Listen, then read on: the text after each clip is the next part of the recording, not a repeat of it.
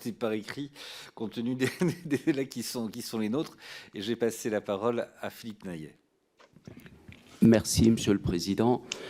D'abord, une remarque. C'était nécessaire de préciser que l'objet de la FEDOM, c'est d'abord de défendre les intérêts économiques des entreprises ultramarines. Ça, au moins, un mérite, c'est que ça pose le cadre de notre échange et les limites de notre échange. Cela dit, moi, j'ai 3 questions ou 3 remarques que je voudrais faire.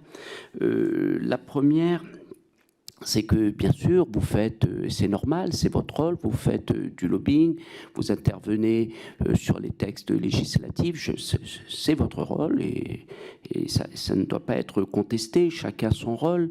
L'essentiel, nous, on a le nôtre, le nôtre, c'est de défendre l'intérêt général. Mais néanmoins, la vie chère n'est pas nouveau sur nos territoires ultramarins.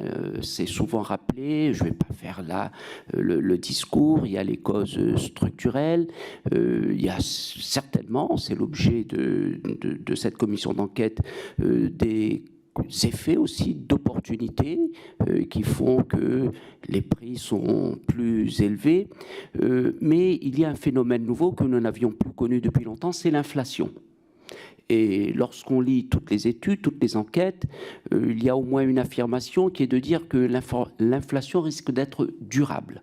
Alors vous, quelle préconisation, comment vous faites ça, comment vous gérez cela? Je ne dis pas comment vous lissez l'inflation dans vos process de production, mais quelles recommandations, comment vous voyez cela? Parce qu'il est clair que aujourd'hui, il y a l'inflation.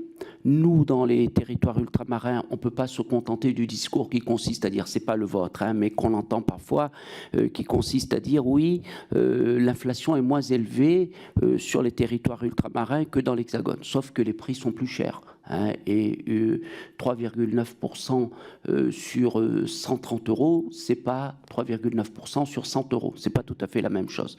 Donc, comment dans vos entreprises, quelles recommandations vous faites aujourd'hui à vos adhérents? Comment vous anticipez l'inflation? Parce que ça aura un impact forcément sur la consommation. Hein, puisque si d'un côté on a des prix qui augmentent, de l'autre côté on a des revenus et des ressources qui n'augmentent pas, forcément il y aura un impact sur la consommation. Ça, c'est la première chose.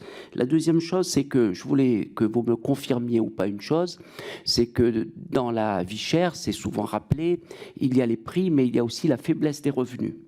Donc il faut encourager effectivement nos entreprises.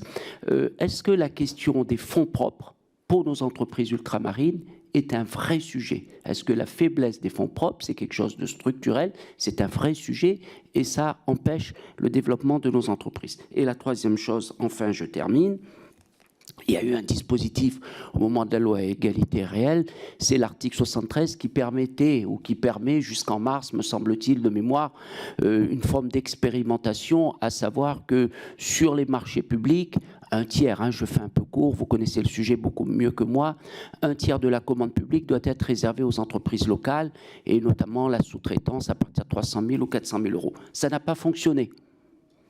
Pourquoi ça n'a pas fonctionné?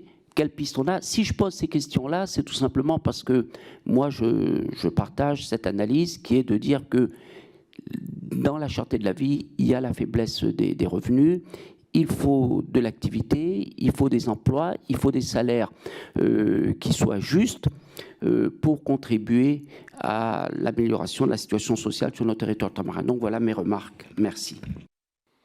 Monsieur le Président. À Monsieur le député Naillet sur l'inflation. La FEDOM, monsieur le député, s'est beaucoup mobilisée sur la question du prix de l'énergie et de faire en sorte que l'attention du gouvernement, s'agissant de l'effet de la disruption des marchés de l'énergie en métropole, ne soit pas moindre outre-mer. Et ça venait pas toujours tout seul, monsieur le député. Donc on s'est mobilisé et la représentation nationale elle-même s'est mobilisée là-dessus, mais nous, on a essayé de faire notre part. Il y a une évolution des salaires avec des augmentations de salaires. On a eu l'occasion de discuter récemment de la NAO dans le domaine du BTP à La Réunion. Donc la vie économique et sociale mène son train aussi, avec les inquiétudes qui peuvent être liées à l'inflation, parce qu'il peut y avoir un effet retard lié au stockage ou à d'autres considérations. Sur les fonds propres, nous pensons que l'augmentation des fonds propres, l'amélioration des fonds propres est un élément essentiel, y compris de confort des entreprises et de baisse de la prime de risque. Donc, est-ce que les fonds propres ont un effet immédiat sur le coût de la vie? La réponse est non. Mais est-ce qu'une amélioration de la situation des fonds propres peut avoir un effet de moyen et de long terme sur la courbe du coût de la vie? La réponse est oui. Parce que je pense qu'il y a un enjeu prime de risque important dans nos économies ultramarines. C'est un point qu'on a mis en avant dans la contribution que la FEDOM a apportée au gouvernement dans la préparation du SIOM. C'est un sujet sur lequel nous pensons important de travailler. Il faut que nous soyons capables d'exprimer aussi des idées plus précises dans un proche avenir. Je pense qu'on a des marges de progrès sur ce terrain-là. Il y a aussi sur les fonds propres, comme sur d'autres domaines, une question de savoir dans quelle mesure on veut ouvrir et s'ouvrir à des acteurs extérieurs. Mais il n'y a pas de réponse facile à ça. Il y a le patriotisme local qui est parfaitement légitime. Et puis, quand un acteur économique extérieur vient, dans différents domaines, mais y compris sur de l'investissement, pour concourir éventuellement à des fonds propres, de quelle manière son arrivée est-elle perçue? Nous, on n'a pas de réponse absolue à ça, et la FEDOM, elle est fondamentalement au service de ses adhérents. Donc, on a la responsabilité de mettre des idées dans le débat. Ce n'est pas nous qui tranchons. Sur l'article 73, peut-être, M. Renouf. Merci. Je ne sais pas si vous m'entendez bien. Oui, merci, Monsieur le député. Effectivement, sur l'article 73 de la loi EROM, donc ce fameux dispositif de Small Business Act, qui était un dispositif expérimental et exceptionnel, qui avait été introduit par la loi EROM.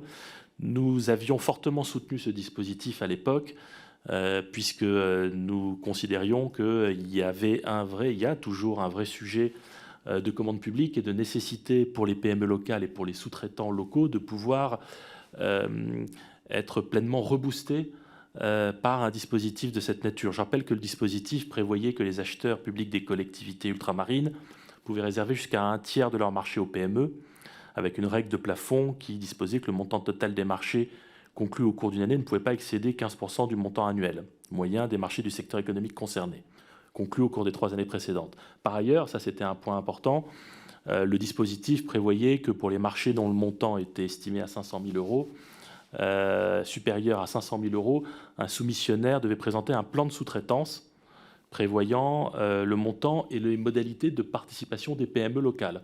Donc c'est un dispositif qui permettait vraiment, pour les marchés supérieurs à 500 000 euros, de garantir que les sous-traitants locaux soient pleinement intégrés dans le dispositif. Ce que l'on a pu constater plusieurs années après le vote de la loi, c'est que ce dispositif n'a pas pu être mis en place, n'a pas fonctionné en réalité, n'a donné aucun résultat. Ce qu'on regrette, c'est que le décret mettant en œuvre ce dispositif prévoyait que le gouvernement remette un rapport au Parlement pour justement évaluer cette expérimentation, essayer de comprendre pourquoi elle a fonctionné ou pourquoi les raisons qui font qu'en réalité elle a dysfonctionné.